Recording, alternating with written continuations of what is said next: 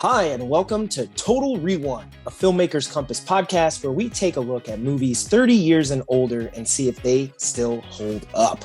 I am D-Man, joined by CP, and we have another great discussion in store for you guys about an 80s classic and whether or not this still resonates today. So, CP, throw it over to you. Tell us a little bit about the movie we're going to be discussing, and, let's get into it. We are going to be watching the 80s classic from 1986, Ferris Bueller's Day Off. Written by John Hughes, directed by John Hughes, produced by, you guessed it, John Hughes, starring Matthew Broderick, Alan Ruck, and Mia Sara. One of the best 80s movies ever made. As far as John Hughes goes, he does not direct all of his kind of classics, does he? He wasn't always the director. He was often a writer-producer. Yeah, I mean, he didn't direct the Vacation movies. He didn't direct Home Alone. Did he direct Breakfast Club? Yes. Okay. Ooh, I'm sure we'll talk about that too. Yeah, we'll have we'll do a throwback. We'll just have like a whole John Hughes Total Rewind week or month or something. Yeah, because I mean, obviously, one of the things he does so well is, he connects with like teenage audiences, but in a very, he's not making sci-fi or, kind of comic book movies, right? They're kids, and these movies take place in the 80s, in the time that they were written, and often in Chicago. Now, yes, I believe that's because he's from Chicago, loves Chicago. And I think, one of the first things I wanted to mention about Ferris Bueller's Day Off is that I believe some of the traveling around the city throughout the day and the setting was supposed to be his love letter to Chicago. Oh, so absolutely. It might make sense. This is a video podcast as well, why CP is wearing what he's wearing. And for what it's worth, I am also wearing a White Sox hat. So he's decked out in Cubs gear. Yeah, I'm a Sox fan, but we're both fans of, Chicago sports because we're Midwest guys. And it was a lot of fun watching the movie and seeing all the places they've been, right? Because, I mean, they go to the top of the Sears Tower. I've been to the top of the Sears Tower. It's pretty neat. Yeah. I've never been to Wrigley, though. I, in fact, have many times because I'm a great American and a Cubs fan. Well, funny story. And you were actually there. This was in middle school back in the Midwest. Our entire grade took a field trip to go to Wrigley to watch a Cubs game. And yes. I declined to go because I was a Sox fan. And at that time, I was like, I'm not going to go watch the Cubs. I don't want to watch them. Yeah. Well, why would you miss going to a baseball game? Whoever it is, I never understood that, dude. Well, I don't understand it anymore because, I mean, even though I hate the Cubs and I would never wear Cubs gear, anything like that, I mean, getting a chance to go to Wrigley would be fun. And then, thinking back on it, I missed probably a really great day of memories with my friends. So, do I regret it? Yes. You won't find me in Cubs gear, though, unless I lose a bet. Well, we're going to make that happen at some point. Yeah, maybe on this show. So stay tuned. But anyway, yeah, the first thing I did want to mention right out the gate is, we're a couple Midwest guys. It's a Chicago movie. It was a lot of fun just from that sense, because not a lot of movies get made in Chicago. I think John Hughes was also aware of this. That I think he had a quote somewhere where he's like, America has like a love fest with New York City. And obviously Hollywood is in LA. So he was like, not a lot of movies get made in Chicago where Chicago is kind of front and center, right? For the perfect example is like The Dark Knight. They film it in Chicago, but it's Gotham City. Yeah. You know what I mean? It's not necessarily like this, exploration of the city as is. So I found that fascinating, and he does a fantastic job here of just, taking us on a kind of his Chicago tour, right? Exactly. I know at one point he was quoted as saying, I think when he was making Home Alone, he said he liked working in Chicago because you were so far away from all the studio apparatus, right? Oh, there's that too, right? Because they were in LA.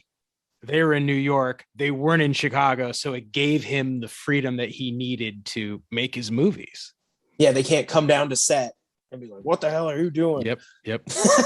You got to get a note from some, messenger guy. And he's like, I'll deal with that later because there's just no urgency on it. You call him back tomorrow. But anyway, when it comes to Ferris Bueller's Day Off, I mean, when we're talking its cultural relevance, it does still stand out. When you think of 80s classics, and it's obviously 80s teen classics, Ferris Bueller's Day Off is almost always mentioned. Oh, absolutely.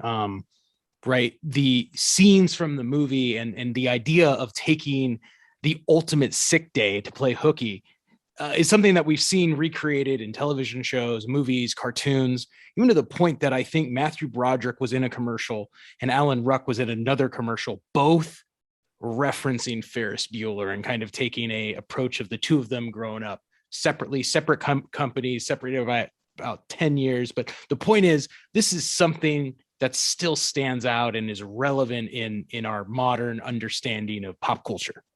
Yeah. And obviously it launched some actors' careers. It's another, notch on John Hughes' legacy.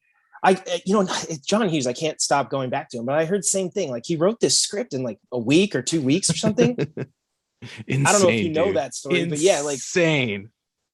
I guess the guy, I was reading about just him in general. I guess he was like a writing wizard.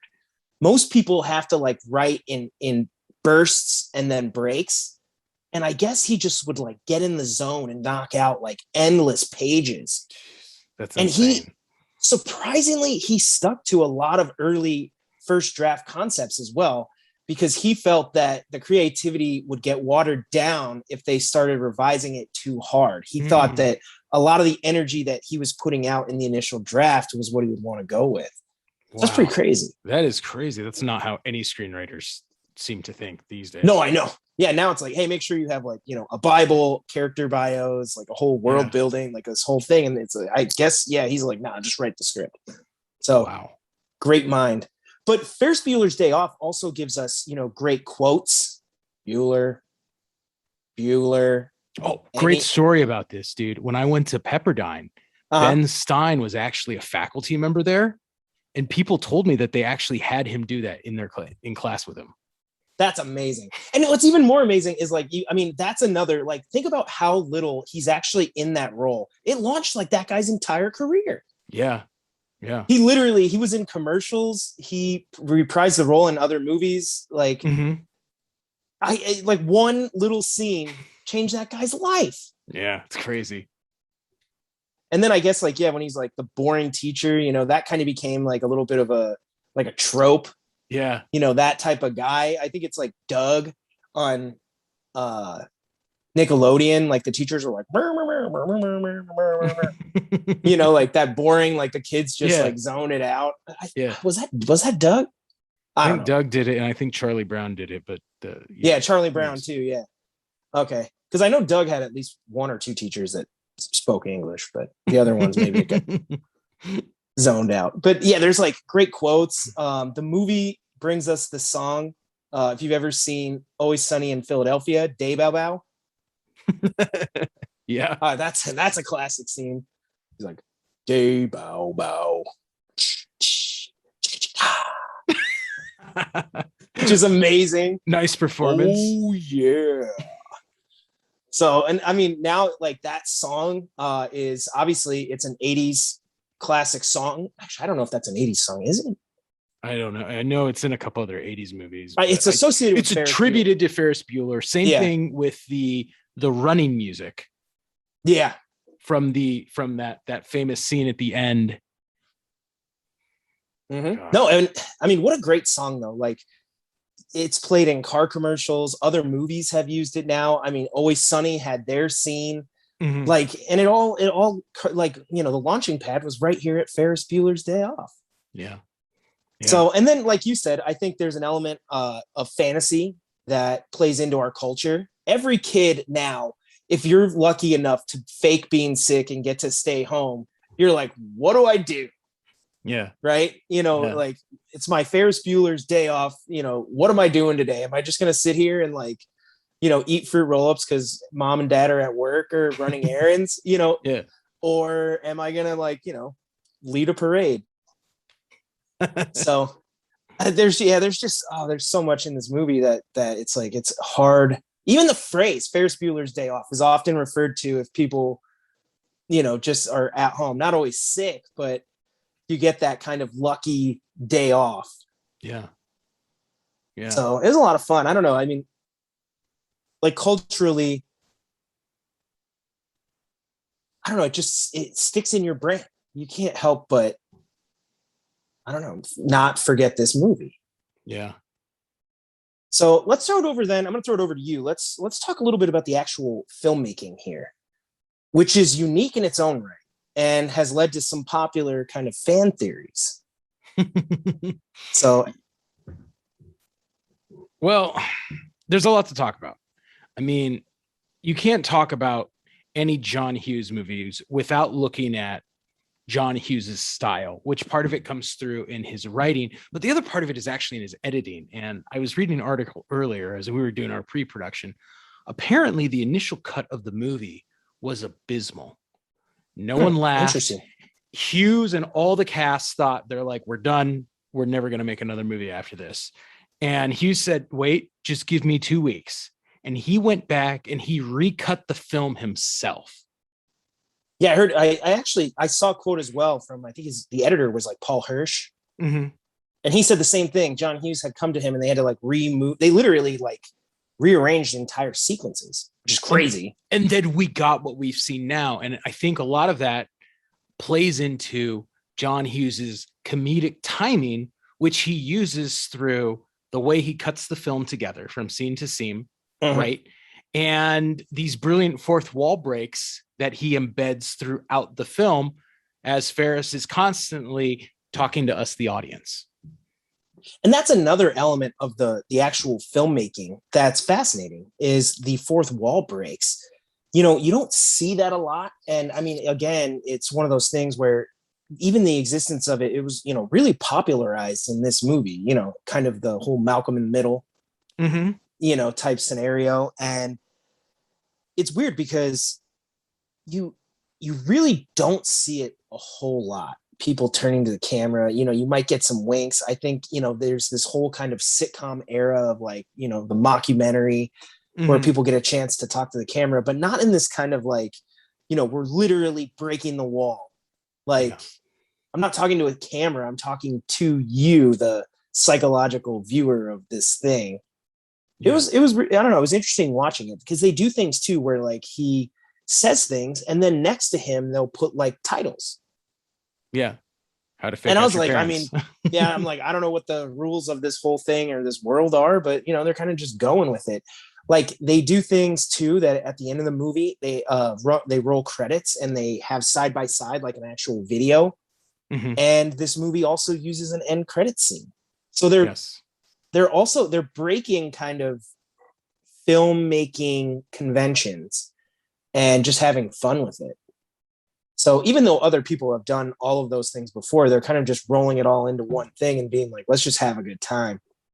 And what it plays out is a very unique, stylized experience watching this film, which you have seen other films draw upon and pay homage to as they're making their teen comedies in the later decades. But it's it combines itself in this very unique film viewing experience, which is, only found in this movie. Yeah. And what's interesting too about the fourth wall breaks, I don't know if you've heard this theory, but people have attributed Ferris Bueller as being imaginary. Now, have you heard that one? I have heard it. I've heard people, continue and we'll dissect it when we're done. So he's essentially like Cameron's friend, but the idea is that this all plays out like a Fight Club. Mm-hmm. That Cameron is this person who, he is a direct foil to Ferris. He's very worried. He's nervous. Ferris is constantly manipulating the powers that be, the adults in his life. Cameron's terrified of the adults. He doesn't want them to get mad at him. So they're foils, but the idea is that Ferris was actually kind of like his imaginary friend that he uses to get him out of this sick state. And it works, right? And you even hear him a couple of times in the movies, like Ferris can do anything. And even those lines lead credence to this kind of imaginary friend theory because, no one can do anything, and I don't know, it was just interesting because it's another take on the movie. I didn't necessarily get that watching it. I felt that Ferris was like a real character, but I mean, what do you think on that? I think it comes down from the fact that a lot of people criticize, one of the big criticisms of the film is that A, Ferris Bueller is an unrelatable, unobtainable character, and B, he doesn't change and grow as a character, which we'll talk about later when we get into story.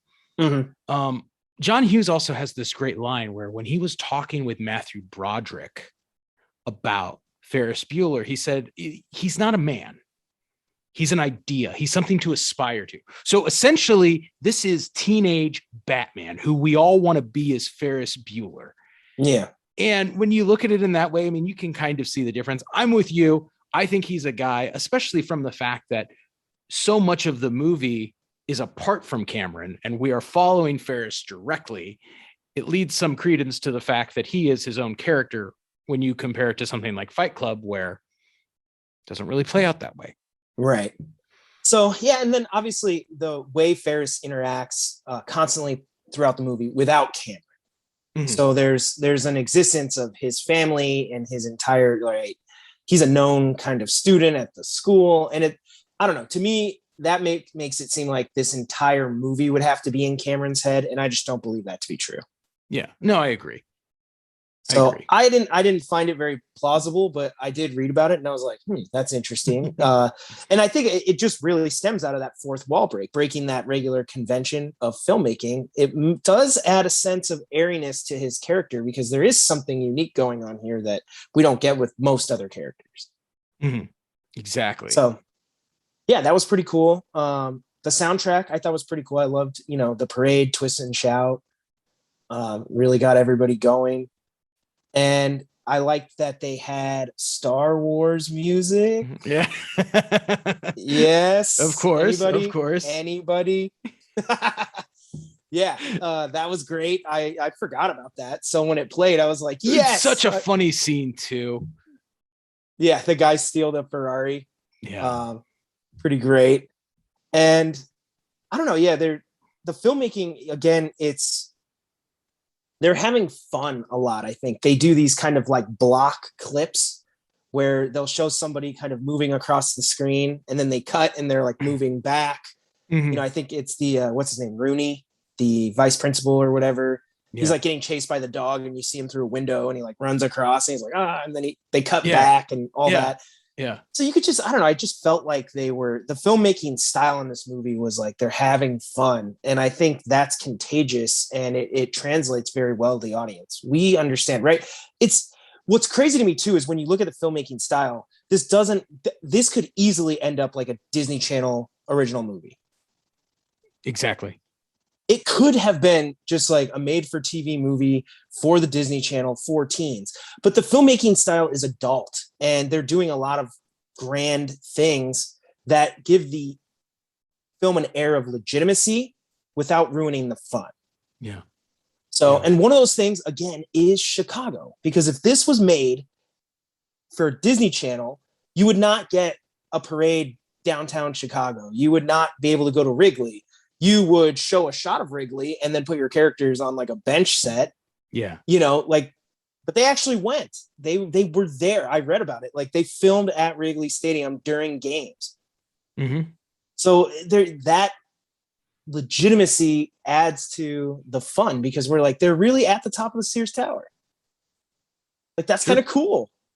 Most movies would just fake it. You just, show wide shot of Chicago and then put them in what looks like the top of a skyscraper, Chandler's office and Friends or something. And there they are, like, talking next to the window. But this movie really goes there. And for that reason, I think the location scouting and everything, I'm sure John Hughes' dream, had a blast doing it, but it was really well done and it works. I think it helps really lift the movie up. Absolutely. So I don't know. I talked a little bit. I don't know. Do you have anything left you want to get at with filmmaking? No, I think we got to start talking about the story and the characters. That's the strength of John Hughes' writing. And that's where we have to go next.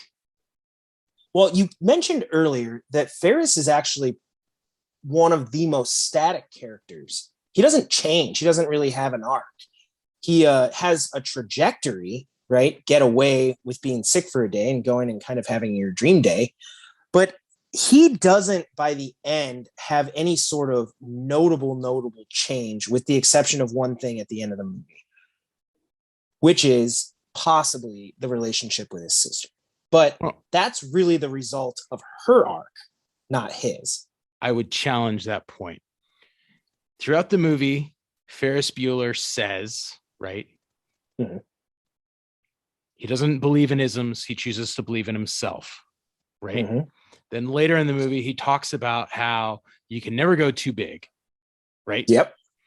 And this is what it is. It is a movie of Ferris Bueller living in the moment and pushing the limits of how big can you go. This is a film about escaping from the prison that's high school, the prison that is suburban life, and the prison that is teenagerism, right? Mm-hmm. Sure. That lack of freedom. So he's going to give the middle finger to society and go live the life that he wants to live one more time because it's his 9th sick day. Right, yeah. Now, Ferris Bueller goes to the extreme in every moment, except when they get back to Cameron's garage. And Mm-hmm. what happens? Ferris Bueller, who is a terrible friend in many ways. Not by all accounts or anything. He does apologize throughout the movie. He does take some sort of accountability, but he's constantly pushing Cameron outside of his comfort zone. And the results are not always good. Yeah. But when the car goes down, what does Ferris Bueller acknowledge? He acknowledges that they went too big. And he says, hey, this one's on me. I'm going to take the blame. The rest of the movie, Rooney, his parents, his sister, the guy in the restaurant, he won't let anyone tell him that he's gone too far. Mm-hmm. And he won't acknowledge that he has until that moment when he says, my bad. This is on me. I'll take the heat for this. Yeah. And that is the moment where Ferris Bueller has reached his limit and has learned that there are consequences to his actions, I would argue. That's a great point. So I think there is a little bit of growth. I think the real interesting dynamic is Cameron represents, I think, the audience. That's us. Okay. Yeah. We're stuck. We're scared of vice principals. We're scared of our parents. We're scared of getting in trouble. But Ferris Bueller's who we want to be. He's the guy who can talk his way out of things. He's not afraid to take a chance and to just do it, which I think at heart, everybody admires that quality. Right.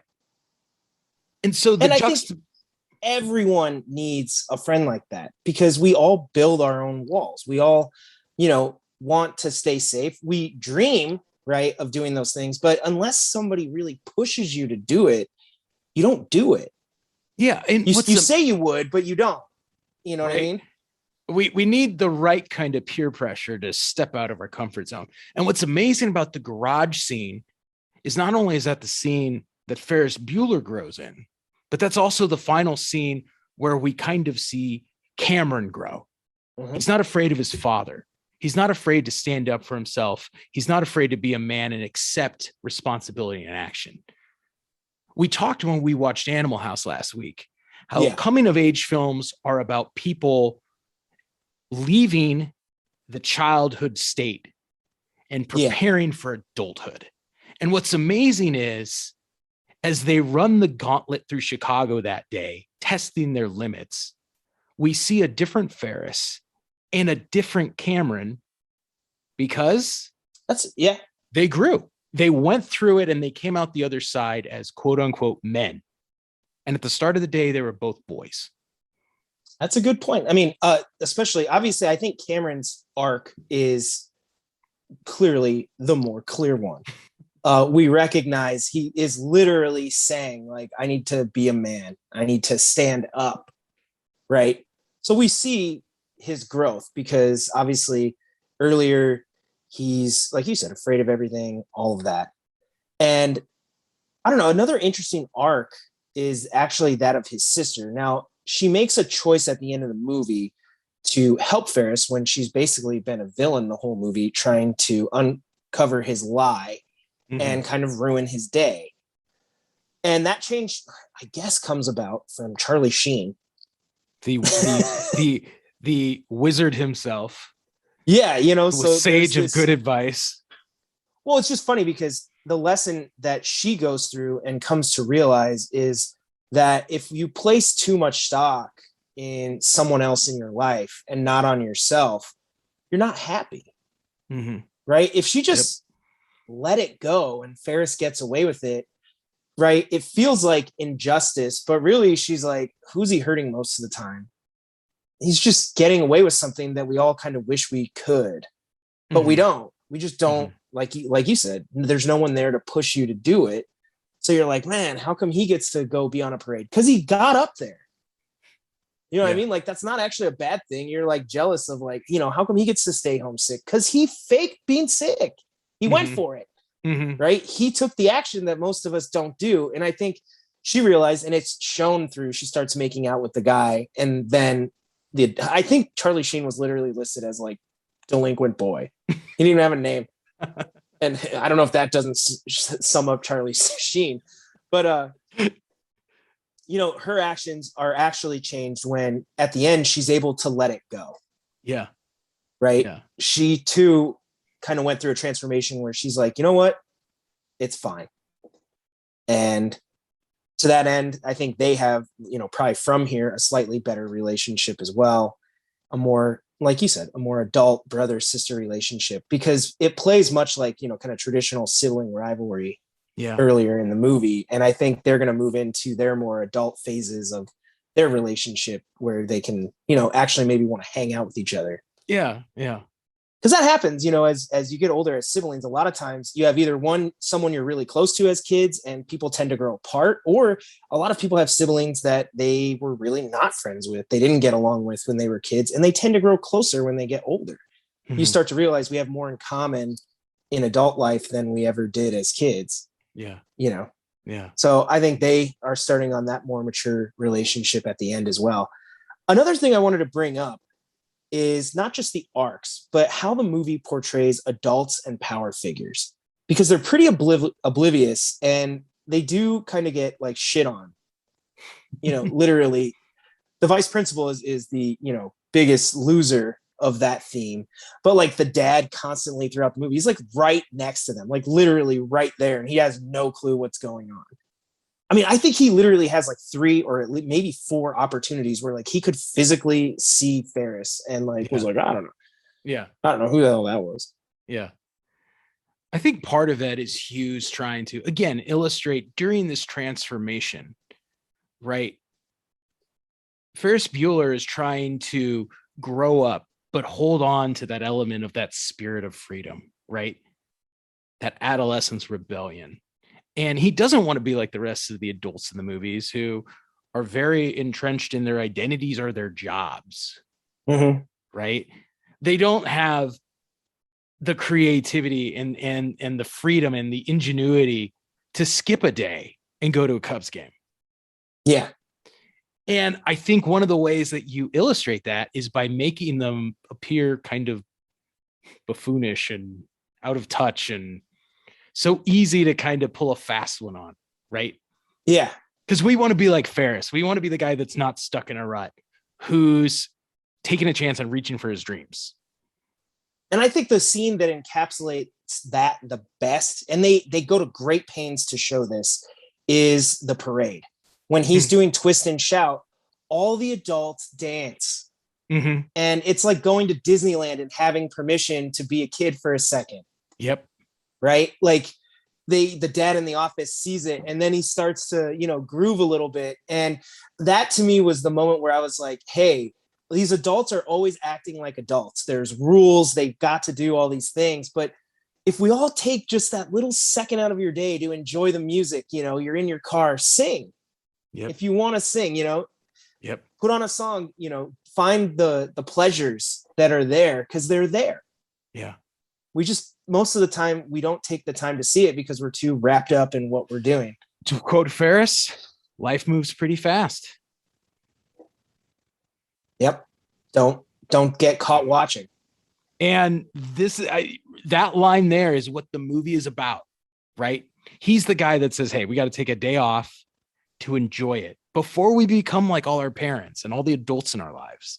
And they are not taking that moment to listen to the right song and stop and look around for a moment because they've missed it. Yeah. And I think too, that gets summed up, that whole theme gets summed up really well when they ask, like, where do you think we'll be in a year? And they're like, you'll probably be at a different school. I'll be at this school and we won't really see each other anymore. And what he's saying is like, but we have this time together with each other now. And guess what we just did? You know, according to Cameron, I just had the best damn day of my life. Yeah. You know, and he'll never forget that day. And those memories they made together for that one day. And yeah, I think that sums up the theme of the movie pretty good is, you know, life moves fast. That quote at the end, to just don't miss out. Yeah. You know, it's a call to action, really, to take action. Yeah. Sometimes you just got to do it. Yep. So, and to listen to those, you know, not always, like you said, there's peer pressure that obviously is bad. It's not necessarily like take the cigarette or the booze or anything. But, you know, there are things where people will push you to go or try something. It's like maybe try something new, go somewhere new. Yeah. You know, those things, they happen. So, you know, even when you're an adult, you know, there's things that people will do. They'll be like, hey, you know, I'm going to go skydiving. And a lot of people are going to be like, I'm not going. Maybe give it a shot. I don't know. What would Ferris Bueller do? Exactly. So I have to say, as far as story goes, I really loved your explanation of Ferris's arc, because even in not just my reading, but in most readings, you know, in a lot of the stuff, Ferris is known somewhat as a static character here. But when you realize that the breakdown of his character is, you know, we reach the limit and he has a limit and he's also willing to take the fall for his friend, you know, there you go. I mean, I think as a screenwriter, John Hughes is such a genius. You look at all his movies and you see such depth to characters, and he really, really understands the teenage mind and the anxiety and the frustration and the feeling of being trapped that I think anyone who goes through adolescence can relate to and understand. And when you're on the other side, you kind of forget those feelings. And before you get to your adolescence, you never really understand why people feel that way. Right. But it's something that we've all been through. And Hughes is so great at getting in touch with it. And more importantly, his screenplays are just so brilliant in the sense that there's so much depth and understanding far beyond the great jokes and amazing scenes that he writes. He's such a, it's such a shame he passed away because he was such a great writer. Well, and the thing too is incredible is a lot of his work is, you know, kind of wrapped in a comedy. That's kind of the mode he operates in. You know, they're often comedies and not like high dramas. You know, he's not writing, you know, NCIS or, you know, anything like that. So, you know, he kind of I think he found his voice and that's what he went with. I mean, the only real gripe I have with the movie, and obviously we've seen it millions of times, is, you know, right before the pandemic, my brother and I took a trip to Chicago. And we tried. Is that where you got that hat?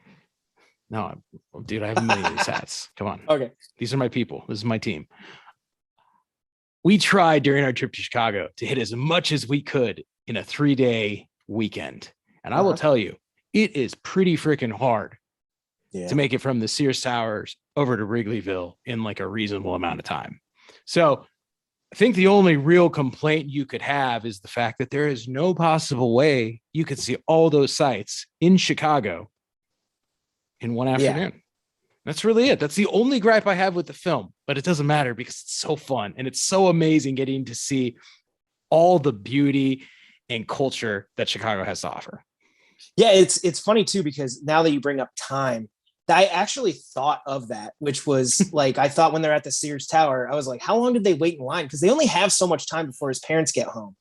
You know, a ball game takes like 3 hours. Plus you got to get there. You know, I don't know that they stayed for the whole 3, you know, they're on the clock here.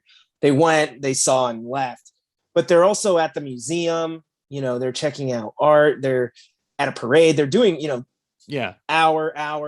You're like, how does this all add up? But anyway, I wanted to bring up the one scene that I felt really exemplified how time works in Ferris Bueller's Day Off.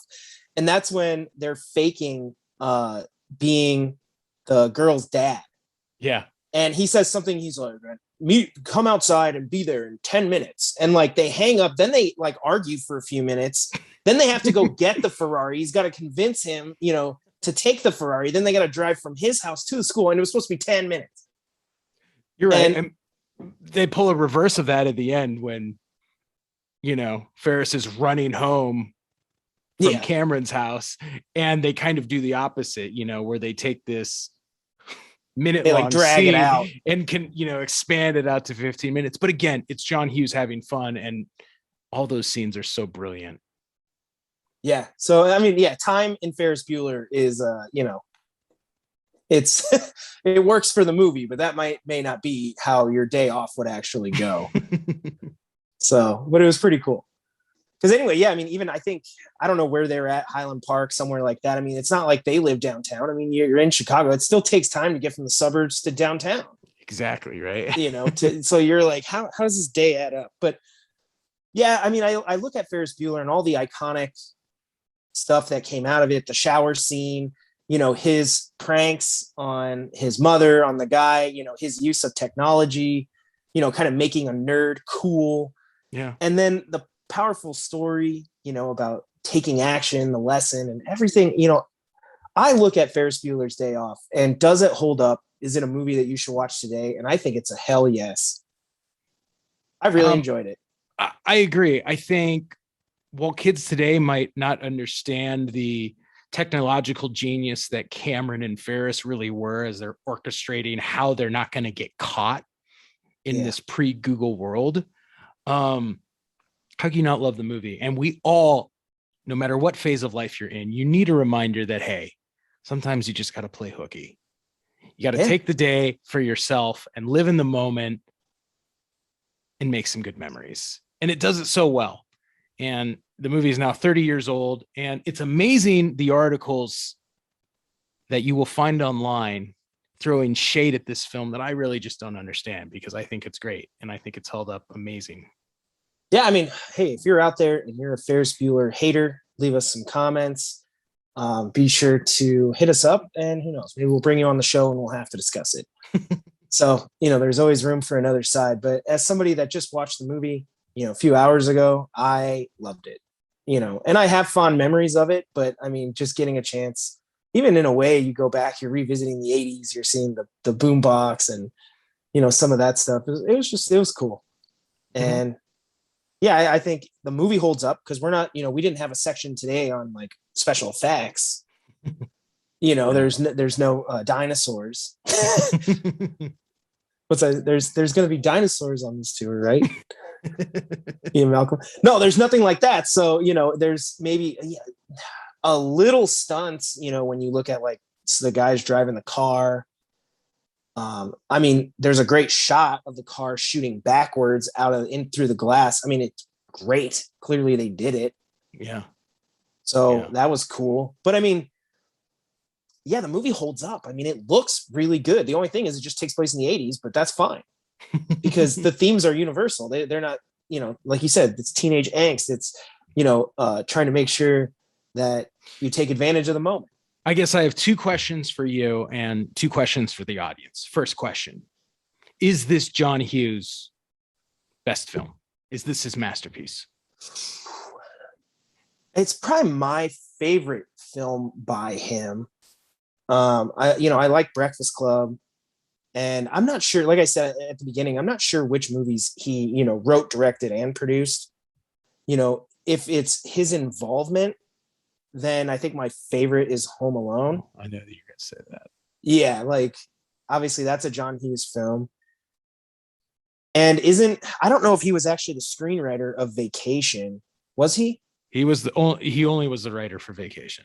But I know it was originally, it was based on his National Lampoon's, like the magazine story that he had written. I didn't know if he was the screenwriter, but no, he was the screenwriter. Yeah. Yeah. That is also a really great writing credit. And I know Breakfast Club is, just like a quintessential 80s movie. And I think sometimes is right. They're on the same level. Okay. Ferris Bueller and Breakfast Club. So yeah, it's weird. If it's the one he directed, this is my favorite. But if it's just his involvement, I think I gotta go Home Alone. Okay. Second question. Should this be considered in the best 80s movie ever made? No. I don't think so. Fair enough. It's either Audience? Ghostbusters or Back to the Future. So we could debate that another time. All right. I had to ask it. There's just too many good 80s movies. I mean, obviously, two of the original Star Wars trilogy movies come out in the 80s, although, I always think of Star Wars as like its own kind of thing. I don't know, but that's another conversation for another day. But I'm going to say no. Fair enough. Audience, what do you think? Best Hughes movie? Best 80s movie? What do you think about that? All right. Well, then we'll send it out. I also want to know, do you guys think it held up? And if you get a chance, go watch it again. I think it did. And I think it's something that isn't going away. And to that end, we'll go ahead and wrap up the show. So be sure to continue the conversation on social media. We're on all the major channels. You can find the show on Google. Just type in Filmmakers Compass Podcast. On there, on our website, you'll find the links to all the places we are listed. Apple Podcasts, Google Podcasts, Spotify, YouTube, everywhere. And if there's somewhere we're not listed, let us know. We'll see if we can get on there. But you can follow me at Big Kid D-Man. You can follow CP at NDCal5. And we want to thank everybody so much for tuning in. We hope you enjoyed the show. And we'll be back next week with another episode of Total Rewind. See you next week.